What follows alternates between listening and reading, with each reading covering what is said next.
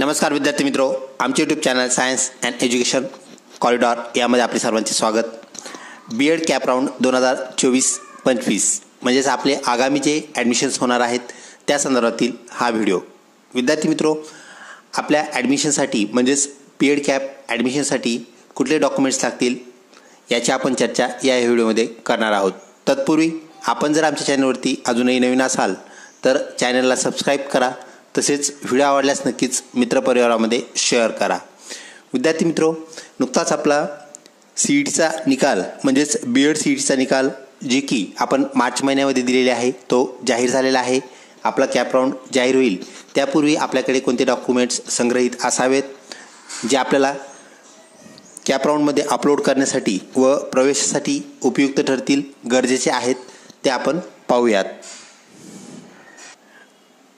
विद्यार्थी मित्रो, आपल्या बीएड प्रवेश टप्प्यामध्ये आपल्याला सर्वप्रथम जी बाब पाहायला मिळते ती म्हणजेच आपल्या बीएड CETचा निकाल जो की अतिशय प्रलंबित होता आणि तो आता लागलेला आहे। बीएड CETचा निकाल लागणे हा पहिला टप्पा। त्यानंतर आपल्या बीएड CETचा जो कॅप शेड्यूल आहे जो अजून जाहीर होणे बाकी आहे त्याचं नोटिफिकेशन लवकरच येईल आणि कॅप शेड्यूल आपला जाहीर होईल। विद्यार्थी मित्रो, कॅप शेड्यूल जाहीर झाल्यानंतर अत्यंत महत्त्वाची बाब म्हणजेच नाव नोंदणी ही असते, त्याला आपण रजिस्ट्रेशन असं म्हणतो। तर प्रत्येक कॅप राऊंडला आपल्याला रजिस्ट्रेशन करणं कंपल्सरी असतं, गरजेचं असतं। तर नाव नोंदणी आपल्याला कॅप रजिस्ट्रेशन ज्यावेळेस सुरू होतील म्हणजेच कॅप शेड्यूल जाहीर झाल्यानंतर त्या तारखेच्या दरम्यान आपल्याला नाव नोंदणी करणं क्रमपात आहे, गरजेचं आहे। नाव नोंदणीसाठी विद्यार्थी मित्रो आपल्याला काही डॉक्युमेंट्स लागतील, म्हणजेच ते डॉक्युमेंट्स कोणते आहेत ते आपण या व्हिडिओमध्ये तर पाहणारच आहोत। तर ते डॉक्युमेंट्स आपल्याला अपलोड करावे लागतील। अजून एक बाब लक्षात घ्या, डॉक्युमेंट्स अपलोड करताना त्यांची विशिष्ट साईज जी आहे ती आपल्याला त्या डॉक्युमेंटसाठी साईज मेन्शन केलेली आहे। फोटोसाठीची जी साईज आहे ती तिथं मेन्शन केलेली आहे, सिग्नेचर असेल त्यासाठीची साईज मेन्शन केलेली आहे। तर प्रत्येक साईजनुसार आपल्याला डॉक्युमेंट काय करायचे आहेत, अपलोड करायचे आहेत। डॉक्युमेंट अपलोड करताना ते डॉक्युमेंट एकदम क्लिअर वाचता येईल, दिसेल असं असावं। हे जे डॉक्युमेंट्स आपण अपलोड करणार आहोत त्या डॉक्युमेंटचं व्हेरिफिकेशन होत असतं आणि हे व्हेरिफिकेशन आपल्याला व्हेरिफिकेशन ज्याला आपण स्क्रुटिनिटी असेही म्हणतो, तर ते CET मार्फत केलं जातं।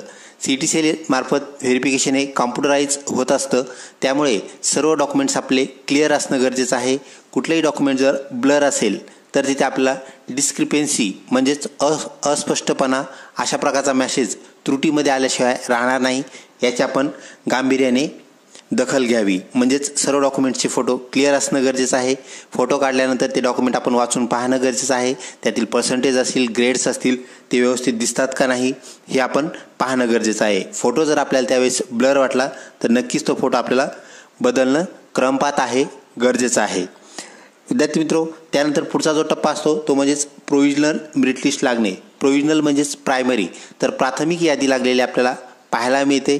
ज्यावेळेस आपली स्क्रुटिनिटी होते, आपले डॉक्युमेंट्स आपलं CET चेक करतं, तपासतं, त्यावेळेस त्याची एक यादी लावतं आणि ही यादी लागल्यानंतर ती आपल्याला चेक करावी लागते।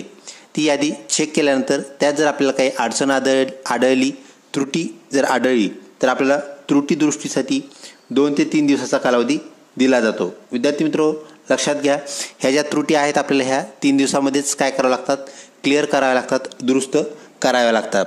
आपण जर त्रुटी दुरुस्त केली नाही किंवा पाहिलीच नाही तर अंतिम यादीत आपली जी त्रुटी आहे तशाच ती काय होते, पुढं फॉरवर्ड झालेली आपल्याला पाहायला मिळते। तर त्यानंतर लागते अंतिम यादी। अंतिम यादी दुरुस्त असलेली त्रुटी आपल्याला अंतिम यादी क्रमपात आहे, गरजेची आहे। तर त्याप्रमाणे आपण लक्ष देऊन काही त्रुटी राहणारच नाही ह्याची आपण गांभीर्याने दखल घेणं गरजेचं आहे। म्हणजेच आपले सर्व डॉक्युमेंट्स क्लिअर असणं गरजेचं आहे। त्याचा क्रम, योग्य क्रम आपण लावून द्यायचे आहेत।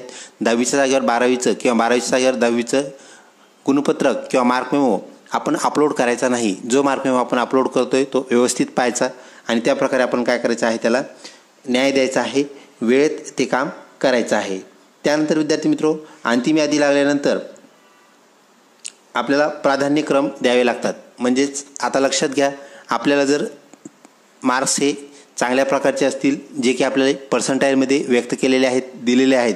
समजा तुम्हाला 85 समथिंग पर्सेंटाईल आहे, तर विद्यार्थी मित्रो आपला नंबर जो आहे तो कुठल्याही कॉलेजला लागू शकतो, ही बाब आपण लक्षात घ्या. म्हणजे ज्या कॉलेजला आपण प्रिफरन्स द्याल त्या कॉलेजला आपला नंबर लागेल. परंतु जर आपल्याला मार्क्स पर्सेंटाईल हे कमी असतील तर आपल्याला मग जास्तीत जास्त कॉलेजेस देणं गरजेचं आहे आणि आपल्या मेरिटपर्यंत जे मार्क्स आहेत ते येण्याची आपल्याला दक्षता घ्यावी लागते. म्हणजेच जितके जास्त तुम्ही प्रिफरन्स द्याल तितके तुमचे नंबर लागण्याचे चान्सेस काय असतात, जास्त असतात. अजून एक बाब आहे, जरी आपल्याला जास्त मार्क्स असले आणि आपण प्रिफरन्सेस जर कमी दिले आणि त्या कॉलेजचं मेरिट जर आपल्या मार्क्सपेक्षा हाय असेल तर विद्यार्थी मित्रो तरीही आपला नंबर लागत नाही आणि तुम्ही जितके प्राधान्यक्रम द्याल फक्त त्याच जागेसाठी, त्याच कॉलेजसाठी तुमचा विचार केला जातो. उर्वरित जे महाराष्ट्रातील कॉलेजेस आहेत ज्यांची संख्या आपल्याला 488पेक्षा जास्त पाहायला मिळते त्यासाठी तुमचा विचार होणार नाही. ही गोष्ट आपण लक्षात घ्या. तुम्ही प्रिफरन्सेस कितीही देऊ शकता, म्हणजेच सर्वच्या सर्व प्रिफरन्सेस तुम्हाला देता येतात आणि कमीत कमी तुम्हाला एक प्रिफरन्स द्यावा लागतो. असं कोणालाही होणार नाही की त्यांनी एकही प्रिफरन्स दिला नाही आणि कॅप राऊंडमध्ये तो इनरॉल झाला आहे, समाविष्ट झाला आहे. विद्यार्थी मित्रो जास्तीत जास्त प्रिफरन्सेस प्राधान्यक्रम देणं गरजेचं आहे. त्यानंतर कॉलेजची स्वीकृती, ज्यावेळेस तुम्ही प्रिफरन्सेस द्याल त्यावेळेस कॉलेज अलॉट होतात, त्याची एक तारीख असते.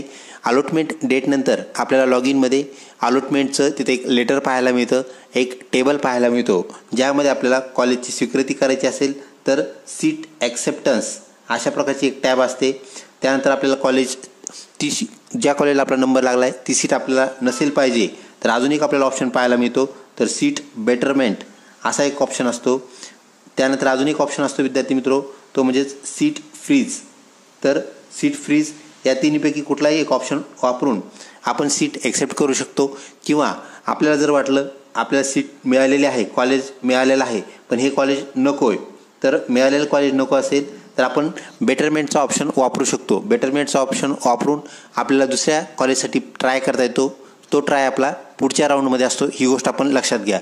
आणि बेटरमेंट विथ फ्रीज असं जर आपण क्लिक केलं तर विद्यार्थी मित्रो आपली ती जागासुद्धा आरक्षित राहते, सुरक्षित राहते आणि आपल्याला दुसऱ्या कॉलेजची जागा सर्च करता येते. परंतु तुम्ही नुसतं बेटरमेंट ह्याच ऑप्शनला क्लिक केलं तर विद्यार्थी मित्रो जर तुमचा नंबर दुसऱ्या कॉलेजला लागला नाही तर पहिली जागा तुमच्या हातून निसटून जाते, निघून जाते. त्यामुळे बेटरमेंट विथ फ्रीज हा ऑप्शन आपण वापरायला पाहिजे, वापरणं गरजेचं आहे. विद्यार्थी मित्रो जसं तुम्ही सीट तिथं स्वीकारता, ॲक्सेप्ट करता, सीट ॲक्सेप्ट केलं की आपल्याला CET सेलची एक फीस भरावी लागते, ज्याचा उल्लेख आपण मागील व्हिडिओमध्ये केलेला आहे. विद्यार्थी मित्रो आपल्या सर्व अपडेट्स आम्ही आमच्या चॅनलवरून देत असतो, याची आपण खात्री बाळगा व चॅनलला लिंक राहा. आपली जी फीस आहे विद्यार्थी मित्रो CET सेलची पण एक सेपरेट फीस आहे जी आपल्याला सीट ॲक्सेप्टन्सला भरावी लागते, ती म्हणजेच ₹1000. तर ₹1000 फीस आपल्याला ऑनलाईन पद्धतीने भरावी लागते. ही ऑनलाईन पद्धतीने 1000 फीस भरल्यानंतर आपल्याला कॉलेजचं अलॉटमेंट लेटर मिळतं आणि ते लेटर घेऊन आपल्याला ज्या कॉलेजचा पत्ता त्या लेटरवरती आहे त्या कॉलेजला भेट द्यावी लागते. त्यालासुद्धा आपल्याला 3 दिवसांचा कालावधी दिलेला असतो. राऊंड जर फर्स्ट असेल तर फर्स्ट राऊंडसाठी हा कालावधी आपल्याला 4 ते 5 दिवसांचा दिलेला असतो. तर विद्यार्थी मित्रो दिलेल्या कालावधीत तिथं डेट असते, ह्या डेटच्या अगोदर जाऊन ॲडमिशन घ्या. त्याच दिवसामध्ये मग ते 5 दिवस असो, 4 दिवस असो किंवा 3 दिवस असो, त्या दिवसामध्ये जाऊनच आपल्याला ऑफिस टाईममध्ये ॲडमिशन घ्यावं लागतं, ही गोष्ट आपण लक्षात घ्या. तर अशा प्रकारे आपल्याला कॅप राऊंडच्या टप्प्याने आपला प्रवेश होत असतो. विद्यार्थी मित्रो नावनोंदणीच्या वेळेस आपल्याला जे डॉक्युमेंट्स लागतात त्या डॉक्युमेंट्समध्ये जी लिस्ट आहे ती आपल्याला पाहणं क्रमपात आहे. तर document list of B.Ed admission, तर कोणते कोणते डॉक्युमेंट्स लागतील? सर्वप्रथम SSC मार्क मेमो, ज्याला आपण 10वीचं गुणपत्रक असं म्हणतो. 10वीचा मार्क मेमो आपल्याला लागेल ओरिजिनलमध्ये. त्यानंतर HSC मार्क मेमो, 12वीचा मार्क मेमो विद्यार्थी मित्रो, तर आपल्याला 12वीचा मार्क मेमो लागणार आहे. 10वीच्या मार्क मेमो नंतर 12वीचा मार्क मेमो. त्यानंतर degree mark memos. Degree mark memo म्हणजेच पदवी गुणपत्रक. पदवी गुणपत्रक फक्त एकच नव्हे तर विद्यार्थी मित्रो आपल्याला माहीत आहे पदवीसाठी 3 वर्षाचा कोर्स असतो. तर फर्स्ट इयरचा ओरिजिनल मार्क मेमो, सेकंड इयरचा ओरिजिनल मार्क मेमो आणि थर्ड इयरचा ओरिजिनल मार्क मेमो. तर ओरिजिनल मार्क मेमो विद्यार्थी मित्रो म्हणजेच सेकंड सेमिस्टरचा मार्क मेमो, फोर्थ सेमिस्टरचा मार्क मेमो आणि 6th सेमिस्टरचा मार्क मेमो अशा आपल्याला एकंदरीत 3 मार्क मेमो हे पदवीचे लागणार आहेत, ही बाब आपण लक्षात घ्या. त्यानंतर आपलं जर PG पूर्ण असेल तर PG first year, PG second year हे दोन्ही मार्क्स मेमो आपल्याला ओरिजिनल फॉर्ममध्ये लागतील. त्यानंतर आपण कॅटेगरीमधून संवर्गामधून जर फॉर्म भरला असेल तर आपल्याला आपल्या कॅटेगरीचं कास्ट सर्टिफिकेट लागेल, ही बाब आपण लक्षात घ्या. तर अशा प्रकारे आपल्याला हे प्रायमरी डॉक्युमेंट्स आहेत. त्यानंतर विद्यार्थी मित्रो अजून काही डॉक्युमेंट्स लागणार आहेत. तर ज्या कास्टला कास्ट व्हॅलिडिटी गॅजेटप्रमाणे द्यावी लागते तर त्यांना कास्ट व्हॅलिडिटी सर्टिफिकेटसुद्धा जोडावं लागेल. त्यानंतर नॉन क्रिमिलियर सर्टिफिकेट, ज्या संवर्गाला नॉन क्रिमिलियर सर्टिफिकेट लागतं तेही त्यांना जोडावं लागेल. विद्यार्थी मित्रो कास्ट व्हॅलिडिटी सर्टिफिकेट जर आपल्याकडे सध्या नसेल तर त्यासाठी आपल्याला मुदत म्हणजे वेळ मिळतो, ही लक्षात घ्या. ॲडमिशनच्या वेळी जर तुमच्याकडे ते नसेल तरी तुम्हाला वेळ मिळतो, तुम्ही कॉलेजला मागून तो वेळ घेऊ शकता आणि कॉलेज ते वेळ देत असतं, हे लक्षात घ्या. कास्ट व्हॅलिडिटी सर्टिफिकेटमुळे कोणाचंही ॲडमिशन रोखणार नाही, थांबवलं जाणार नाही, याची आपण खात्री बाळगावी.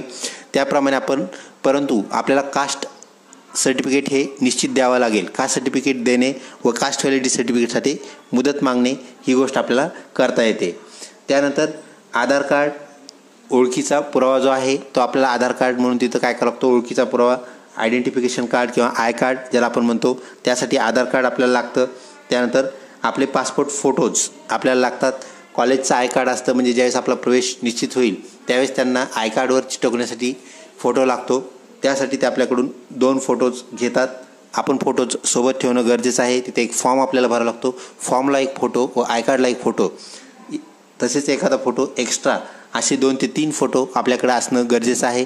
फोटो तिन्ही किंवा जे फोटो असतील संख्या ते आपण सेम असणं गरजेचं आहे, सारखे फोटो असणं गरजेचं आहे, ही एक गोष्ट आपण लक्षात घ्या. त्यानंतर विद्यार्थी मित्रो हे जे सर्व डॉक्युमेंट्स आहेत, वरील डॉक्युमेंट्स हे प्रायमरी डॉक्युमेंट्स आहेत, ही गोष्ट आपण लक्षात घ्या. तर ह्या सगळ्या डॉक्युमेंट्सचे आपल्याला काय करायच्यात, 2 प्रती झेरॉक्स आपल्याकडे ठेवायच्या आहेत. एक झेरॉक्सचं बंच ज्याला आपण सेट असंही म्हणतो, झेरॉक्स सेट, झेरॉक्स बंच आपल्याला ओरिजिनल डॉक्युमेंटसोबत कॉलेजला द्यावा लागतो. तर एक सेट आपल्याकडे ठेवा. नंतर आपल्याला काही गरज पडली तर परत आपल्याला कॉलेज 2 वर्षे हे डॉक्युमेंट्स वापस देत नाही, ही गोष्ट आपण लक्षात घ्या. अशा प्रकारे आपण काय करायचं आहे, कार्यपूर्ती करायची आहे. व्हिडिओ आवडत असल्यास नक्कीच लाईक करा, तसेच मित्रपरिवारामध्ये शेअर करण्यास विसरू नका. विद्यार्थी मित्रो त्यानंतर आपल्याला तिसऱ्या फेजचे जे डॉक्युमेंट्स आहेत त्यामध्ये आपला BEd CET ॲप्लिकेशन फॉर्म, जो की आपण 100% जतन करून ठेवलेला असेल. तर विद्यार्थी मित्रो तो फॉर्म आपल्याला लागेल, म्हणजेच BEd CETचा जो आपण फॉर्म भरला होता त्याची प्रिंट आपल्याला लागते. त्यानंतर ॲडमिट कार्ड, विद्यार्थी मित्रो ज्याला आपण हॉल तिकीट असंही म्हणतो, तर हॉल तिकीटसुद्धा आपल्याला लागेल, म्हणजेच BEd CETचं हॉल तिकीट, ही गोष्ट आपण लक्षात घ्या. BEd CET हॉल तिकीट आपल्याला लागेल. त्यानंतर स्कोअर कार्ड, नुकताच आपला जो रिझल्ट प्रदर्शित झालेला आहे ते स्कोअर कार्ड आपल्याला लागेल, ज्याला आपण मार्क मेमो असंही म्हणू. CETच्या मार्क मेमोची प्रिंट आपल्याला लागेल. विद्यार्थी मित्रो त्यानंतर सगळ्यात शेवटच्या टप्प्यामध्ये सीट ॲक्सेप्टन्स केल्यानंतर आपल्याला जी प्रिंट तिथं मिळते ती प्रिंटही आपण सोबत बाळगायची आहे. त्यात कॉलेजचं नाव दिलेलं असतं, कोणत्या कॉलेजला आपल्याला जाऊन ॲडमिशन घ्यायचं आहे, तर तीही प्रिंट लागेल. त्याला कॉलेज अलॉटमेंट प्रिंट असं म्हणतात. तर हे 4 डॉक्युमेंट्स जे आहेत विद्यार्थी मित्रो आपल्याला एकदम महत्त्वाचे डॉक्युमेंट्स आहेत, ही गोष्ट आपण लक्षात घ्या. यावरूनच आपलं जे ऑनलाईन BEd CET असेल, आपली BEd CETचं कन्फर्मेशन आहे, तर अशा प्रकारच्या बाबी यावरून तिथे आपल्याला सिद्ध करावं लागतात, दाखवावे लागतात. ह्याचं सगळ्यांचं व्हेरिफिकेशन झाल्यानंतरच विद्यार्थी मित्रो आपलं ॲडमिशन कन्फर्म होतं. आणि ॲडमिशन कन्फर्म झाल्यानंतर आपल्याला भरावी लागते आपल्या कॉलेजची फीस. ज्या कॉलेजला आपलं ॲडमिशन झालं त्याची जी फीस आहे ती आपल्याला परिपूर्ती करावी लागते, फीस भरावी लागते. त्यानंतर आपल्याला फीसची रिसिप्ट घ्यायची आहे. रिसिप्ट घेऊन ती काय करायची आहे, व्यवस्थित जतन करून ठेवायची आहे, हरवायची नाही. त्या रिसिप्टवर आपलं सर्व असतं. त्यानंतर तुमचं आय कार्ड जे आहे ती रिसिप्ट पाहूनच तुम्हाला आय कार्ड नंतर मिळत असतं.